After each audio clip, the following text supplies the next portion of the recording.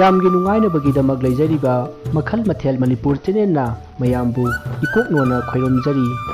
ngasisu mamangda tahanjakhiba manipuri horror story mama macha hariba wari adugi ahum suba tangkak mayamda khudol tamjari mamangki tangkakta mayamna tabikhre thoibana magi mayamba mataima ani gi wari liba amadi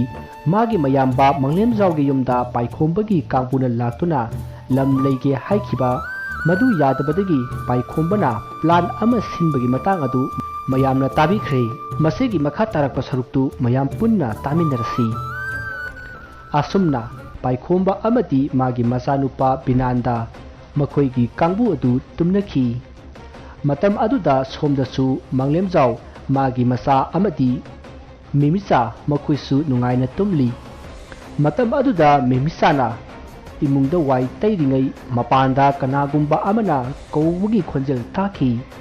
masidagi mahakna kanano haiduna yengba thulakhi matam aduda magi layoi khrabi mabuk adu phimok selaga memisa hoigi thungal da lepaga memisa bu khutlam toina kauduna leramkhi madu ubada memisa na abok haiduna kauduna thungalom da senthokhi adubu mabuk adudi makha pangna saisu sudana asum sakhi maduda memisa na abok haiduna kanna kauduna tanakhi tanja aduda manglemjawna hai matima hai nambu kedorage se wakal tawse tabo nangbo matima asumna memisa bo hawdokpadagi memisa tu mikap thoraklei matam aduda memisa tu sor thabet honduna manglemjawda munna yengduna leiri maduda manglemjawna kedorage ha se kaimang mangurage banangbo se wakal sela tawse asumna manglemjawna memisagi mamaida nanbiruna wa hangbadagi memisadu wakhal taraklei masidagi memisana magi mamangda ukibasing adu manglemjawda tamkhi maduda manglemjawna hera mang haisidi mangidana se kaisu khaluno maku mangne khandu kedorage asumna haiduna memisagi langtaknaba adu themjinki masidagi makhoi ani makha tana adum tumthakhre masigi matung mathangi nongale manglemjawdu magi thabak satnabagi loisanba luraduna magi thabak chakki memisa su yumgi thabak loisallaga sak thongnaba sem sari matam aduda nupa amana yamna pakhatna memisa bu kawri maduda memisa du kaidoraba satno haiduna mapanda parap thori matam aduda makhoilekai gi nupa anan oiramle maduda memisa na haima anan kaidorage ipa pakhalidubu kadunaba yarogeba itima inebu leibro ha leitiye pukrida jalomgani adu kaidorageba tima paukse ine taba yaba nateko tamung malemdo lambi de accident thokpadagi hojik rimsta phokre itima su chatnaba tokse ha kaino harisibo nan as aidi loredana itima adu hojik nanawi gari yawringa sida chatnaba tokse hoi anan ai lusilukhege ko as kaino tawrisibo asumna hainaraba matung memisatu parap loisilli aduga masanupabu puduna mapanda thorakle matam aduda manglemjawki mama memisagi namanimbok adu pukridagi karakhi maduda mahakna hai kadaunaragin hena khoibo hobi tawrisibo asumna hangakpada memisana ima tamodo asumna memisana wa haiba hawrakpada ananna ine iteilo hoigi mama premdo masangam dabadigi hospital da pukhatpa adugi iteima memisagi mamana iteima bu amukta kobidu sona haibadagi lakpane kuiroida salhalakani mamaduna iteima se uningina haibaduda lobula ibani iteima sanaba torsi hai memi thenga daba oradi paw piro ko ibungo bu lobula hange ko asumna manglemjawgi mamana hairakpada memisana nunghinana hoi ima hairamlaga ananga punna satki mamong nupi memisagi matau aduda manglemjawgi mama adu haifeti tingnaki masigi matung memisaga ananga punna gari du yangna tharokli asomna khara tharokpada memisagi tunglomda gari kharasu inaraki aduga ananna thauriba gari adusu lambi amaromda thauki tawriba mawok asida memisana anan kalomda nanga thaurisibo iteima lambi khara sammena tawbane ꯃꯁꯤꯒꯤ ꯂꯝꯕꯤꯁꯤꯗ ꯆꯠꯂꯗꯤ ꯂꯝꯕꯤ ꯁꯝꯗꯣꯏꯅꯦ ꯏꯇꯩꯃ ꯐꯖꯕꯤ ꯑꯅꯟꯒꯤ ꯃꯕꯨꯛ ꯑꯗꯨꯗ ꯃꯦꯃꯤꯆꯥ ꯆꯤꯡꯅꯕ ꯍꯧꯔꯛꯂꯦ ꯉꯁꯥꯏꯋꯥꯏ ꯄꯥꯈꯠꯈꯤꯕꯅ ꯄꯥꯞ ꯑꯣꯏꯈꯤꯗꯕꯅꯤ ꯍꯧꯖꯤꯛꯇꯗ ꯃꯍꯥꯛ ꯋꯥꯈꯜ ꯑꯃ ꯂꯥꯛꯂꯦ ꯈꯨꯗꯛ ꯑꯗꯨꯗ ꯃꯍꯥꯛꯅ ꯃꯥꯒꯤ ꯕꯦꯒꯇꯒꯤ ꯐꯣꯟ ꯂꯧꯊꯣꯛꯂꯒ ꯃꯪꯂꯦꯝꯖꯥꯎꯗ ꯐꯣꯟ ꯇꯧꯅꯕ ꯍꯣꯠꯅꯈꯤ ꯇꯥꯟꯖꯥ ꯑꯗꯨꯗ ꯅꯨꯄꯥ ꯑꯃꯅ ꯒꯥꯔꯤ ꯃꯅꯤꯡꯂꯣꯝꯗꯒꯤ ꯃꯈꯨꯠ ꯐꯠ ꯊꯤꯡꯖꯤꯜꯂꯛꯇꯨꯅ ꯐꯣꯟ ꯑꯗꯨ ꯃꯨꯟꯈ꯭ꯔꯦ ꯃꯗꯨꯗ ꯃꯦꯃꯤꯆꯥꯅ ꯑꯅꯟꯗ ꯀꯔꯤꯅꯣ ꯇꯧꯔꯤꯁꯦ ꯍꯥꯏꯗꯨꯅ ꯌꯥꯝꯅ ꯉꯥꯡꯈꯤ ꯃꯗꯨꯗ ꯑꯅꯟꯅ ꯏꯇꯩꯃ ꯅꯅꯥꯎꯕꯨ ꯋꯥꯔꯧꯕꯤꯅꯨ ꯄꯨꯟꯁꯤꯁꯤ ꯍꯤꯡꯕꯗ ꯁꯦꯟ ꯆꯪꯏ ꯏꯇꯩꯃꯕꯨ ꯃꯣꯏꯊꯦꯝ ꯇꯧꯅꯕ ꯑꯩꯅ ꯐꯪꯂꯤꯕ ꯁꯦꯟꯐꯝꯁꯦ ꯂꯥꯛ ꯑꯃꯅꯤꯅꯦ ꯏꯇꯩꯃ ꯃꯁꯤ ꯑꯩꯅ ꯆꯍꯤ 2 ꯆꯪꯗꯅ ꯇꯥꯟꯕꯗ ꯐꯪꯒꯗꯕ ꯅꯠꯇꯦ ꯑꯅꯟ ꯅꯣꯏ ꯑꯗꯨꯃꯥꯏꯅ ꯇꯧꯅꯨ ꯅꯣꯏꯅ ꯄꯥꯝꯂꯤꯕꯁꯦ ꯀꯔꯤꯅꯣ ꯏꯇꯩꯃ ꯇꯥꯃꯣ ꯃꯪꯂꯦꯝꯁꯤ ꯑꯅꯝ ꯌꯥꯝ ꯀꯜꯂꯤꯅꯦ ꯑꯗꯨꯒꯤ ꯗꯁꯥꯅꯤ ꯉꯁꯤ ꯃꯥꯅ ꯇꯥꯔꯤꯁꯦ ꯃꯤꯅ ꯂꯧꯗꯨ ꯂꯩꯒꯦ ꯍꯥꯏꯔꯗꯤ ꯀꯣꯛ ꯌꯣꯜꯂꯨ ꯌꯥꯗ꯭ꯔꯣ ꯑꯅꯟ ꯑꯗꯨꯗꯤ ꯅꯈꯣꯏ ꯇꯥꯃꯣꯒ ꯍꯥꯏꯅꯕ ꯌꯥꯗ꯭ꯔꯣ ꯑꯩꯗꯤ ꯃꯗꯣ ꯀꯩꯝꯇ ꯈꯪꯗꯦ ꯑꯩꯒꯤ ꯂꯧꯁꯨ ꯅꯠꯇꯅ ꯑꯁ ꯏꯇꯩꯃ ꯅꯪꯅꯦ ꯃꯁꯤꯒꯤ ꯃꯔꯝꯗ ꯑꯃꯠꯇ ꯈꯪꯉꯣꯏ ꯍꯣꯔꯦꯟ ꯑꯥꯗ ꯌꯧꯔꯒ ꯈꯪꯒꯅꯤ ꯍꯥ ꯀꯗꯥꯏꯗꯅꯣ ꯍꯥꯏꯕꯣ ꯀꯗꯥꯏꯗꯅꯣꯕ ꯑꯁꯨꯝꯅ ꯑꯅꯟꯒ ꯃꯦꯃꯤꯆꯥꯒ ꯁꯥꯟꯅꯔꯤꯕ ꯋꯥꯔꯤ ꯑꯗꯨꯗ ꯇꯨꯡꯗ ꯇꯣꯡꯂꯤꯕ ꯅꯨꯄꯥ ꯑꯗꯨꯅ ꯌꯥꯝꯅ ꯀꯔꯦꯝꯅꯅ ꯏꯇꯩꯃ ꯍꯥꯏꯔꯗꯤ ꯑꯥꯗ ꯈꯪꯉꯕ ꯒꯥꯔꯤ ꯇꯣꯡꯕꯁꯤ ꯅꯨꯡꯉꯥꯏꯇ꯭ꯔꯣ ꯅꯪꯕꯨ ꯍꯣꯏ ꯕꯨꯡꯉꯣ ꯒꯥꯔꯤ ꯇꯣꯡꯕꯁꯤ ꯅꯨꯡꯉꯥꯏꯀꯣ ꯑꯁꯨꯝꯅ ꯋꯥꯔꯤ ꯁꯥꯟꯅ ꯒꯥꯔꯤꯗꯨ ꯊꯧꯔꯛꯄꯅ ꯑꯃꯟꯕ ꯆꯦꯛꯀꯣꯟ ꯑꯃ ꯌꯧꯔꯦ ꯃꯁꯤꯗꯒꯤ ꯃꯦꯃꯤꯆꯥꯗꯨ ꯑꯅꯟꯅ ꯀꯨꯝꯊꯅꯕ ꯍꯥꯏꯈꯤ ꯑꯗꯨꯕꯨ ꯃꯦꯃꯤꯆꯥꯗꯤ ꯀꯨꯝꯊꯧ ꯍꯥꯏꯕ ꯌꯥꯈꯤꯗꯦ ꯇꯥꯟꯖꯥ ꯑꯗꯨꯗ ꯄꯥꯏꯈꯣꯝꯕꯒꯤ ꯃꯆꯥꯅꯨꯄꯥ ꯕꯤꯅꯥꯟꯗ ꯃꯥꯒꯤ ꯈꯣꯡꯂꯣꯏꯁꯤꯡꯒ ꯒꯥꯔꯤ ꯊꯧꯖꯤꯜꯂꯛꯏ ꯑꯗꯨꯒ ꯑꯅꯟꯗ ꯍꯥꯏ ꯊꯧꯅꯥ ꯐꯔꯕ ꯂꯥꯟꯃꯤ ꯀꯗꯥꯏ ꯑꯩꯈꯣꯏꯒꯤ ꯈꯣꯏꯆꯥꯛꯇꯣ ꯈꯣꯏ ꯆꯣꯞꯄ ꯍꯧꯔꯁꯤꯗꯅ ꯏꯌꯥꯝꯕ ꯒꯥꯔꯤꯗ ꯂꯩꯔꯤꯕꯅꯤ ꯀꯨꯝꯊꯔꯛꯑꯣ ꯍꯥꯏꯕ ꯌꯥꯗ꯭ꯔꯦ ꯑꯦ ꯅꯪꯕꯨ ꯃꯥꯅ ꯉꯝꯕ꯭ꯔꯣ ꯃꯁꯝꯗꯨ ꯄꯥꯔꯒ ꯆꯤꯡꯊꯔꯨ ꯌꯥꯗ꯭ꯔꯣ ꯃꯁꯤ ꯍꯥꯏꯔꯒ ꯕꯤꯅꯥꯟꯗ ꯃꯦꯃꯤꯆꯥꯒꯤ ꯃꯅꯥꯛꯇ ꯆꯪꯁꯤꯟꯈꯤ ꯃꯇꯝ ꯑꯗꯨꯗ ꯕꯤꯅꯥꯟꯗꯅ ꯍꯥꯏ ꯁꯤꯗꯤ ꯐꯖꯩꯅꯦ ꯐꯖꯕꯤ ꯀꯨꯝꯊꯔꯛꯑꯣ ꯒꯥꯔꯤꯗ ꯁꯨꯝ ꯂꯩꯔꯤꯗꯨꯕꯨ ꯅꯨꯡꯉꯥꯏꯕ꯭ꯔꯣ ꯕꯤꯅꯥꯟꯗꯒꯤ ꯃꯑꯣꯡ ꯑꯗꯨꯗ ꯃꯦꯃꯤꯆꯥ ꯀꯤꯕꯅ ꯂꯣꯏꯔꯦ ꯃꯥꯗ ꯅꯠꯇꯅ ꯃꯆꯥꯅꯨꯄꯥ ꯑꯗꯨꯁꯨ ꯀꯞꯄ ꯍꯧꯔꯛꯏ ꯃꯗꯨꯗ ꯕꯤꯅꯥꯟꯗꯅ ꯍꯥꯏ ꯃꯣꯍꯦꯟ ꯏꯌꯥꯝꯕ ꯀꯩ ꯍꯥꯏꯒꯦ ꯍꯦꯡꯉꯣ ꯍꯦꯡꯉꯥ ꯌꯥꯝ ꯍꯩꯅꯗꯦ ꯑꯉꯥꯡꯁꯦ ꯄꯨꯊꯣꯛꯈꯣ ꯍꯥꯠꯇꯣꯛꯀꯦꯒ ꯍꯥꯠꯇꯣꯛꯈꯣ ꯍꯣꯏ ꯏꯌꯥꯝꯕ ꯑꯁꯨꯝꯅ ꯍꯥꯏꯔꯒ ꯃꯣꯍꯦꯟꯅ ꯃꯦꯃꯤꯆꯥꯅ ꯄꯝꯂꯤꯕ ꯑꯉꯥꯡ ꯑꯗꯨ ꯃꯨꯟꯅꯕ ꯍꯣꯠꯅꯔꯛꯏ ꯃꯗꯨꯗ ꯃꯦꯃꯤꯆꯥꯅ ꯃꯣꯍꯦꯟꯒꯤ ꯃꯈꯨꯠꯇ ꯌꯥꯝꯅ ꯀꯟꯅ ꯃꯌꯥꯅ ꯆꯤꯛꯈꯤ ꯆꯩꯅꯥ ꯑꯗꯨꯅ ꯃꯣꯍꯦꯟꯗꯨ ꯃꯩ ꯍꯧꯅ ꯁꯥꯎꯈ꯭ꯔꯦ ꯍꯤꯡꯁꯥꯕꯒꯤ ꯁꯞꯇ꯭ꯔꯒꯨꯝ ꯃꯦꯃꯤꯆꯥꯒꯤ ꯃꯃꯥꯏꯗ ꯈꯨꯄꯥꯛꯅ ꯀꯟꯅ ꯊꯥꯖꯤꯟꯈꯤ ꯑꯗꯨꯒ ꯑꯉꯥꯡ ꯑꯗꯨꯕꯨ ꯄꯨꯗꯨꯅ ꯆꯠꯈꯤ ꯃꯗꯨꯗ ꯃꯦꯃꯤꯆꯥꯅ ꯑꯉꯥꯡ ꯑꯗꯨꯕꯨ ꯄꯨꯈꯤꯗꯅꯕ ꯌꯥꯝꯅ ꯀꯟꯅ ꯍꯣꯠꯅꯈꯤ ꯑꯉꯥꯡꯅ ꯀꯞꯄꯅꯦ ꯃꯦꯃꯤꯆꯥꯒꯤ ꯇꯦꯡꯊꯥꯅ ꯋꯩꯕꯒꯤ ꯈꯣꯟꯖꯦꯜꯅ ꯃꯐꯝ ꯑꯗꯨ ꯄꯨꯡꯅꯤꯟ ꯅꯤꯜꯂꯦ ꯃꯁꯤꯗꯒꯤ ꯕꯤꯅꯥꯟꯗꯅ ꯃꯤ ꯇꯥꯟꯅꯔꯛꯄ ꯇꯥꯔꯦ ꯍꯥꯏꯗꯨꯅ ꯃꯥꯒꯤ ꯃꯅꯥꯛꯇ ꯇꯥꯔꯤꯕ ꯆꯦꯛꯁꯤꯡ ꯑꯃꯅ ꯃꯦꯃꯤꯆꯥꯒꯤ ꯃꯀꯣꯛꯇ ꯀꯟꯊꯠꯈꯤ ꯃꯁꯤꯗꯒꯤ ꯃꯦꯃꯤꯆꯥ ꯒ꯭ꯌꯥꯟ ꯃꯥꯡꯈ꯭ꯔꯦ ꯑꯗꯨꯒ ꯃꯣꯍꯦꯟꯅ ꯑꯉꯥꯡ ꯑꯗꯨ ꯀꯞꯇꯅꯕ ꯃꯆꯤꯟ ꯃꯦꯟꯕꯗ ꯁꯣꯏꯕꯗꯒꯤ ꯑꯉꯥꯡ ꯑꯗꯨꯒꯤ ꯅꯥꯇꯣꯟ ꯌꯥꯎꯅ ꯃꯦꯟꯁꯤꯜꯂꯨꯕꯗꯒꯤ ꯑꯉꯥꯡ ꯑꯗꯨꯁꯨ ꯁꯤꯈꯤ ꯇꯁꯦꯡꯅ ꯃꯍꯥꯛ ꯃꯦꯃꯤꯆꯥꯒꯤ ꯃꯇꯧ ꯑꯗꯨ ꯎꯕꯗ ꯃꯥꯅ ꯃꯆꯤꯟ ꯃꯦꯜꯂꯤꯕ ꯑꯉꯥꯡ ꯑꯗꯨꯒꯤ ꯚꯥꯞ ꯇꯧꯔꯨꯗꯕꯅꯤ ꯑꯉꯥꯡ ꯑꯗꯨꯅ ꯐꯗ꯭ꯔꯥꯛ ꯇꯥꯔꯛꯄ ꯑꯗꯨꯗ ꯃꯍꯥꯛꯅ ꯑꯉꯥꯡ ꯑꯗꯨꯗ ꯌꯦꯡꯂꯨꯕꯗ ꯑꯉꯥꯡ ꯑꯗꯨ ꯁꯤꯗꯨꯅ ꯂꯩꯔꯝꯈꯤꯕꯅꯤ ꯋꯥꯐꯝ ꯑꯗꯨ ꯕꯤꯅꯥꯟꯗꯗ ꯇꯝꯈꯤ ꯑꯗꯨꯗ ꯕꯤꯅꯥꯟꯗꯅ ꯍꯥ ꯁꯤꯔꯦꯕ ꯁꯤꯔꯒ ꯁꯤꯔꯦ ꯀꯩꯅꯣ ꯃꯃꯥ ꯁꯣꯟꯕꯤꯅ ꯄꯣꯛꯄꯅꯤꯅ ꯃꯆꯥꯁꯨ ꯁꯣꯜꯂꯤꯅꯦ ꯍꯥ ꯁꯤꯔꯒ ꯁꯤꯖꯈ꯭ꯔꯦ ꯑꯩꯅ ꯍꯤꯡꯍꯟꯕ ꯉꯝꯕ꯭ꯔꯣ ꯑꯗꯨꯕꯣ ꯍꯥꯏ ꯑꯗꯨ ꯑꯉꯥꯡꯗꯨ ꯁꯤꯔꯦ ꯍꯥꯏꯕꯁꯤ ꯈꯪꯍꯟꯕꯗꯤ ꯌꯥꯗꯦ ꯍꯤꯡꯉꯤꯕ ꯑꯉꯥꯡ ꯁꯥꯒꯗꯝꯅꯤ ꯅꯠꯇ꯭ꯔꯗꯤ ꯃꯃꯥ ꯐꯖꯕꯤꯁꯤ ꯎꯔꯥꯎ ꯊꯔꯥꯎ ꯑꯃꯨꯛ ꯂꯧꯔꯛꯀꯅꯤ ꯑꯁꯨꯝꯅ ꯍꯥꯏꯅꯔꯕ ꯃꯇꯨꯡ ꯃꯇꯝꯗꯨ ꯍꯧꯖꯤꯟꯈꯤꯗꯨꯅ ꯅꯨꯡꯊꯤꯜꯒꯤ ꯃꯇꯝ ꯑꯣꯏꯔꯛꯂꯦ ꯃꯪꯂꯦꯝꯆꯥꯎꯁꯨ ꯃꯌꯨꯝꯗ ꯊꯕꯛ ꯂꯣꯏꯗꯨꯅ ꯍꯜꯂꯛꯏ ꯃꯍꯥꯛꯅ ꯊꯕꯛ ꯍꯜꯂꯛꯄꯗ ꯃꯦꯃꯤꯆꯥ ꯑꯃꯗꯤ ꯃꯥꯒꯤ ꯃꯆꯥꯅꯨꯄꯥ ꯑꯗꯨꯒꯤ ꯃꯈꯣꯜ ꯇꯥꯗꯕ ꯑꯗꯨꯗ ꯃꯍꯥꯛ ꯏꯍꯩ ꯍꯩꯅꯖꯔꯝꯗꯦ ꯑꯗꯨꯒ ꯃꯁꯥ ꯑꯗꯨꯁꯨ ꯉꯍꯥꯟꯈꯩꯒ ꯏꯃꯥꯟ ꯃꯥꯟꯅꯗꯕꯒꯨꯝ ꯇꯧꯈꯤ ꯃꯍꯥꯛꯅ ꯑꯁꯨꯝꯅ ꯃꯦꯃꯤꯆꯥꯕꯨ ꯀꯧꯗꯨꯅ ꯊꯤꯔꯛꯄꯗ ꯃꯃꯥꯅ ꯃꯄꯥꯝꯗ ꯃꯈꯣꯏꯒꯤ ꯃꯥꯃ ꯑꯗꯨ ꯉꯝꯗꯦ ꯍꯥꯏꯗꯨꯅ ꯑꯅꯟꯒ ꯄꯨꯟꯅ ꯆꯠꯈꯤ ꯍꯥꯏꯅ ꯇꯝꯈꯤ ꯋꯥꯐꯝ ꯑꯗꯨ ꯇꯥꯕꯗ ꯃꯪꯂꯦꯝꯖꯥꯎ ꯆꯤꯡꯅꯕ ꯈꯔ ꯄꯣꯛꯈꯤ ꯃꯁꯤꯗꯒꯤ ꯃꯍꯥꯛꯅ ꯃꯦꯃꯤꯆꯥꯗ ꯐꯣꯟ ꯇꯧꯈꯤ ꯃꯇꯝ ꯑꯗꯨꯗ ꯕꯤꯅꯥꯟꯗꯅ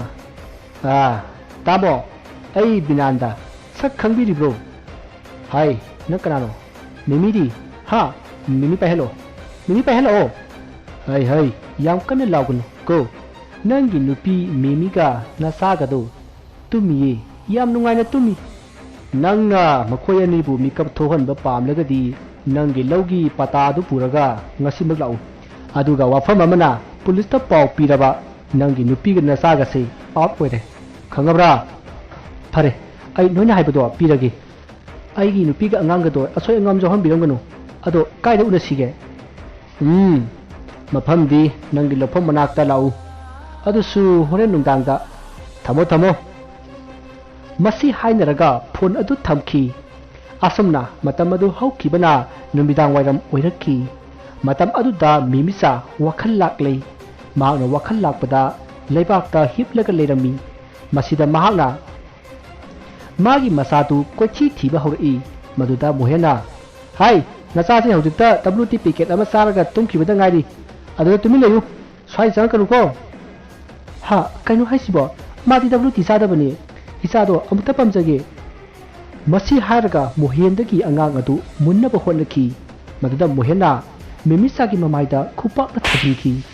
ꯑꯗꯨꯕꯨ ꯃꯦꯃꯤꯆꯥ ꯃꯥꯒꯤ ꯃꯆꯥ ꯑꯗꯨꯅ ꯀꯔꯤꯃꯠꯇ ꯍꯣꯏ ꯃꯥꯏ ꯍꯥꯏꯔꯛꯇꯕ ꯑꯗꯨꯗ ꯃꯍꯥꯛ ꯆꯤꯡꯅꯕ ꯑꯆꯨꯝ ꯍꯦꯟꯖꯤꯜꯂꯛꯄꯗꯒꯤ ꯑꯉꯥꯡ ꯑꯗꯨ ꯃꯨꯟꯅꯕ ꯍꯣꯠꯅꯕꯗ ꯃꯣꯍꯦꯟꯒ ꯐꯨꯅꯔꯛꯂꯦ ꯃꯦꯃꯤꯆꯥꯅ ꯃꯣꯍꯦꯟꯒꯤ ꯃꯁꯥꯗ ꯀꯟꯅ ꯐꯨꯈꯤ ꯃꯁꯤꯗꯒꯤ ꯕꯤꯅꯥꯟꯗꯅ ꯆꯦꯟꯁꯤꯜꯂꯛꯇꯨꯅ ꯃꯥꯅ ꯄꯥꯏꯔꯛꯄ ꯆꯩꯇꯨꯞ ꯑꯃꯅ ꯃꯐꯝ ꯃꯔꯥꯡ ꯈꯪꯗꯅ ꯃꯦꯃꯤꯆꯥꯕꯨ ꯐꯨꯊꯔꯛꯏ ꯇꯧꯔꯤꯕ ꯄꯨꯝꯅꯃꯛ ꯑꯅꯟꯁꯨ ꯎꯈꯤ ꯇꯁꯦꯡꯅ ꯃꯍꯥꯛ ꯌꯦꯡꯕ ꯉꯝꯂꯛꯇ꯭ꯔꯦ ꯃꯍꯥꯛꯇꯤ ꯇꯁꯦꯡꯅ ꯑꯁꯨꯝꯅ ꯑꯣꯠ ꯅꯩꯒꯅꯤ ꯍꯥꯏꯕꯁꯤ ꯃꯍꯥꯛ ꯈꯪꯈꯤꯗꯕꯅꯤ ꯑꯗꯨꯕꯨ ꯍꯧꯖꯤꯛꯇꯤ ꯃꯍꯥꯛ ꯈꯪꯂꯛꯂꯦ ꯃꯁꯤ ꯈꯪꯂꯛꯄꯗ ꯃꯍꯥꯛ ꯌꯥꯝꯅ ꯅꯨꯡꯉꯥꯏꯔꯛꯇ꯭ꯔꯦ ꯃꯁꯤꯗꯒꯤ ꯃꯍꯥꯛꯅ ꯃꯦꯃꯤꯆꯥꯒꯤ ꯃꯇꯦꯡ ꯄꯥꯡꯂꯒꯦ ꯍꯥꯏꯅ ꯄꯨꯛꯅꯤꯡꯗ ꯈꯟꯗꯨꯅ ꯇꯥꯟꯖꯥ ꯑꯃ ꯉꯥꯏꯔꯤ ꯁꯣꯝꯗꯅ ꯕꯤꯅꯥꯟꯗꯅ ꯃꯦꯃꯤꯆꯥꯒꯤ ꯃꯃꯥꯏ ꯃꯃꯤꯠ ꯈꯪꯗꯅ ꯄꯪꯐꯨꯗ ꯐꯨꯕꯗꯨꯗ ꯃꯦꯃꯤꯆꯥ ꯁꯤꯔꯦ ꯍꯥꯏꯕꯇ ꯃꯉꯥꯏꯔꯦ ꯃꯁꯥ ꯑꯗꯨ इहिंग नाहिंग सारे मतम अदुदा अनन्ना चेंसिंदुना बिनांदबु खामखी मसिदगी बिनांदना मिमिसादा सैरमलगा अमुक सत्ख्रे बिनांदना सत्खिबा अदुदा मनाक अदुदा लेरमलिबा मी फनयामना इनखी मसिगी मतुंग नुमित पुंगता तारी तंजा अदुदा मंगलेम जाउना बिनांददा फोन तौदुना आई हौजिक आइगी लोफमदा लेरे नखोय लाओ हाइरखी मसिदगी बिनांदना मिमिसाबु पुदुना मंगलेम जाउगी लोफम अदुदा लाई नुमितु थासी नुमित ओइबनिना यामना ममखी मसिदा नतना नोंसु मकुप मकुप ताबदगी अमुके हेना ममले मसिगी मतुंग नुमिदांगी पुंग 3 तारकपदा बिनांदगी कांगु अदु मंगलेम जाउगी लोफमदा लाई मसिदगी मखोय उनदुना वारी सानरई हाय मंगलेम कदाय अखोना हाइखिबदु पोराब नत्रो आइना सोइदना पीगनी कदाय आइगी नुपीगे इचागदी होइने होइने नंगी नुपीगे नचागदो आई पीगेने कदाय अखोना हाइखिबदुदी पिरोदना असुमना हाइरकपा अदुदा मंगलेम जाउना मागी लौगी पता अदु पीखी मसिदगी बिनांदना हाय हाय मागी नुपीगे मचागदु पीबीखोदना होय इयाम्बा मसी हारगा मखोइना तौलकपा बेन अदुदगी मेमिसा अमदी मागी मसानुपा अदुगी थवाई याउरबा हक्चांग अदु लंथरखी मदु उबदा मंगलेम जाउना साउना सेंचिलक्तुना माना पाइरकपा थांग अमना बिनांदबु थिन्ननबा होनखी अदुबु मयाम यामबनिना ngमखिदि बिनांदगी कांगबुसिंग अदुना मंगलेम जाउबु यामना थीना फुखी मसिदगी मंगलेम जाउदु अमंबगी खुदोंग साबा लौरगा चेनखी महांगना हेक चेनखिबगा मेमिसा अमदी मागी मसानुपा अदुबु मफम अदुदा फुमजिनखी मसिगी मरमदी असीबा हक्चांग अदु पुलिसना फंगदनबनी तांजा अदुदा बिनांदना खंगहौदना आनंदा नोंमैना काबलक्लिबा नोंमै अदुना आनंदगी मकोकता पांदुना महाक्सु खुदक अदुदा सीखी मसिगी मतुंग बिनांदना कनादनो अमदा फोन तौखी असुमना मखोय थबक लोरबा मतुंग बिनांदगी कांगू अदु मफम अदु थादोक्लगा सत्खरे मतमदुददी नोंसु अतक अखम लेतना हैथरकली मसिगी मतुंग मंगलेम जाउदु बिनांदा होइना लेरंबा मफम अदुदा संगसिलक्तुना मागी नुपीगा मसागतु कोइथी थीखी अदुबु फंगबा कौबा लेखिदे मतांग अदुदा महांगना असीबा हक्सांग अमा थिंगनखी महांगना मादुना येंबदा मदु नुपा अमनि हाइबा महाक खंखी अदुबु कनानो हाइबदी खंखिदे asumna tawnaringai tanja aduda police ki gari mathang thonjillakhi aduga manglem jawbu anan hatpa misakni haiduna phaki matam aduda manglem jawgi wa kana amatana takhidi pawasi tabada manglem jawgi mama adusu wanthabadagi adumak gyan tarakhidrei asumna thoibna liribo wari aduda kamon hemba amadi sudam makhoi mittagi pi tarai maduda kamona da thoiba matamdu nang karaida chakkeba nangna tholaga moiga phunaba yadro kamon aidi senai da leine aduna amta khanghodrabani ne ado ngai khone thoiba nui ta saudi kamdau khaba aduga natai maduna kamaina siramino aduga kaigino binandana anan haliduna ta hemba thaudo adudagi aigi yambado jilda lekhibani aduga itei mana sikhibadudi magi masanupadu sire haiba khanglakpadagi mana muhenbu nomaina kaptuna hatkibani madi kadai dagi nomai ta henba ananda piribani o adagi kaidoraba adagi mayam chensinaraktuna iteimado yamna thina phuki masidagi iteimado gyan mangkhre mahana gyan manglaba matung aikhoi tasaugi manakta purakibani masidagi aikhoi tasauga binandagi kangbuga mungnaredana adagi tasautu chenkhre matang sabada laman khungge khanduna chenkhibani masigi matung wantharaga leiriba iteimadu aikhoi lafam aduda phunjinkhibani marumaduna iteimado atum sikhre aduga ananduna iteimada nomai pibagi dama mahaksu hato ambani aduga marumda magi khusuman lak ama pigadabadusu pidredana binandana anan hatlaba matung pulista phone tawduna kauki aduga iyambabu anan hatpa mi hatpani haiduna jilda thamkhibani aina yumda thoraglaga jilda leiriba tasauga unabada mana wafam singse hairakpani hojikti masu jildagi thorakle aduga angauba saduna binanda amati paiphombagi mapa masabu haranaba tanja ngairibani masigi chekonse aikhoigi iteima phungkiba aikhoigi lafam adune tayamba kaino ne thoiba as chingbul lawida adu mana aikhodadi kaishu toroido toroye tayamba ado wafam ase kanamta di haidokpa yadiko he haidokpada tayamba naubu warobinu haidu iba mido iteimana awaba tahanganiko as ado dathoiba karigumba khuida mana aki akhang pohallabadi kamdoba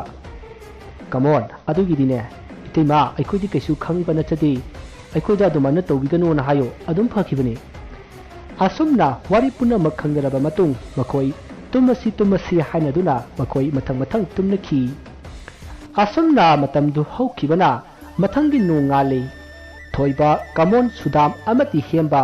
makhoisu haugatuna ayukki mamai mamit tari nakan amada imtiazu haugatle magi nupi misbasu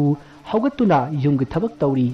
matam aduda imtiasna sekon tadnaba thorang torokpada misbana khamki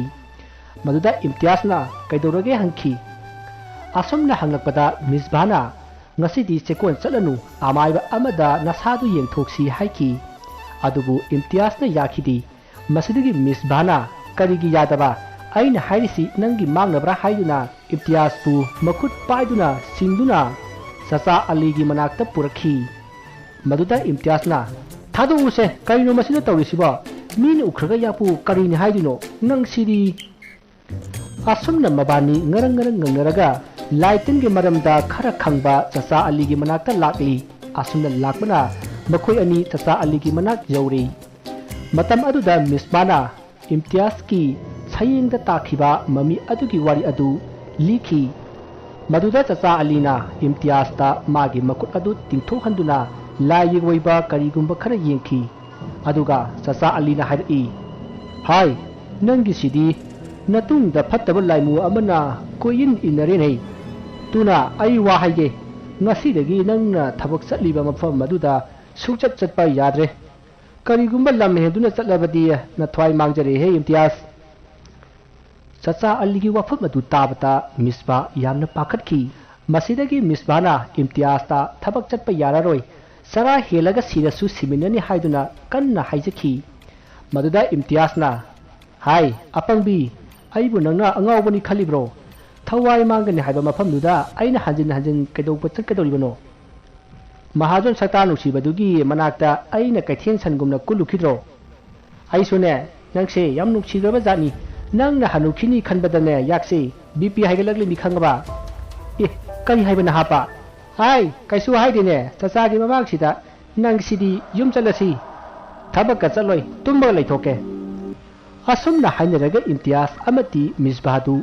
ꯅꯣꯛꯇꯨꯅ ꯆꯠꯈꯤ ꯃꯤꯁꯕꯥꯍꯅ ꯆꯥꯆꯥ ꯑꯂꯤꯗ ꯂꯨꯄꯥ 100 ꯄꯤꯔꯝꯃꯤ ꯆꯥꯆꯥ ꯑꯂꯤꯅ ꯂꯧꯔꯣꯏ ꯍꯥꯏꯗꯨꯅ ꯌꯥꯝꯅ ꯀꯟꯅ ꯌꯥꯗꯤ ꯑꯗꯨꯕꯨ ꯃꯤꯁꯕꯥꯍꯅ ꯏꯝꯇꯤꯌꯥꯖꯀꯤ ꯃꯊ꯭ꯋꯥꯏ ꯀꯟꯕꯤꯕꯒꯤ ꯂꯧꯗꯕ ꯌꯥꯔꯣꯏ ꯍꯥꯏꯗꯨꯅ ꯅꯝꯗꯨꯅ ꯄꯤꯁꯜꯂꯝꯈꯤ ꯍꯥꯏꯔꯤꯕ ꯅꯨꯃꯤꯠ ꯑꯁꯤꯗꯒꯤ ꯏꯝꯇꯤꯌꯥꯖ ꯆꯦꯛꯀꯣꯟ ꯑꯗꯨꯗ ꯑꯃꯨꯛ ꯍꯟꯅ ꯆꯠꯈꯤꯗ꯭ꯔꯦ ꯁꯣꯝꯗ ꯆꯦꯛꯀꯣꯟ ꯑꯗꯨꯗ ꯏꯝꯇꯤꯌꯥꯖ ꯂꯥꯛꯇ꯭ꯔꯕꯅꯤꯅ ꯑꯇꯣꯞꯄ ꯑꯃ ꯑꯣꯏꯅ ꯃꯥꯒꯤ ꯃꯍꯨꯠ ꯍꯥꯞꯈꯤ ꯃꯤꯁꯛ ꯑꯗꯨ ꯑꯇꯩ ꯀꯅꯥꯁꯨ ꯅꯠꯇꯦ ꯃꯦꯃꯤꯆꯥꯒꯤ ꯃꯈꯨꯠꯇꯒꯤ ꯃꯣꯕꯥꯏꯜ ꯃꯨꯟꯈꯤꯕ ꯕꯟꯖꯤꯠꯅꯤ ꯃꯍꯥꯛꯅ ꯆꯦꯛꯀꯣꯟ ꯑꯗꯨꯗ ꯂꯥꯛꯄ ꯅꯨꯃꯤꯠ ꯑꯗꯨꯗ ꯅꯍꯥꯟꯈꯩꯒ ꯃꯥꯟꯅꯗꯕ ꯃꯑꯣꯡ ꯑꯃ ꯆꯦꯛꯀꯣꯟ ꯑꯗꯨꯗ ꯇꯧꯕ ꯍꯧꯔꯛꯈꯤ ꯆꯦꯛꯀꯣꯟ ꯑꯗꯨꯗ ꯄꯩꯗꯨꯅ ꯊꯝꯂꯤꯕ ꯆꯦꯛꯁꯤꯡ ꯑꯗꯨ ꯃꯁꯥ ꯃꯇꯣꯝꯇ ꯑꯣꯟꯊꯔꯛꯈꯤ ꯑꯗꯨꯝꯅ ꯑꯣꯟꯊꯔꯛꯄ ꯑꯗꯨꯗ ꯁꯤꯃꯤ ꯃꯌꯥꯝꯗꯨ ꯃꯔꯥꯡ ꯂꯥꯡꯅꯈꯤ ꯃꯁꯤꯗ ꯅꯠꯇꯅ ꯃꯌꯥꯝꯗꯨ ꯀꯣꯏꯆꯦꯟ ꯆꯦꯟꯅꯗꯨꯅ ꯀꯣꯏꯂꯥꯎ ꯂꯥꯎꯅꯈꯤ ꯑꯁꯨꯝꯅ ꯆꯦꯛꯀꯣꯟ ꯑꯗꯨ ꯋꯥꯊꯣꯛ ꯂꯥꯟꯊꯣꯛ ꯊꯣꯛꯄꯒꯨꯝ ꯃꯌꯥꯝ ꯑꯗꯨ ꯀꯣꯏꯂꯥꯡ ꯂꯥꯡꯅꯈꯤ ꯑꯗꯨꯒ ꯑꯀꯣꯏꯕ ꯑꯗꯨꯗ ꯍꯧꯔꯤꯕ ꯎꯁꯤꯡ ꯑꯗꯨꯗ ꯀ꯭ꯋꯥꯛꯁꯤꯡꯅ ꯂꯥꯛꯅ ꯈꯣꯡꯈꯤ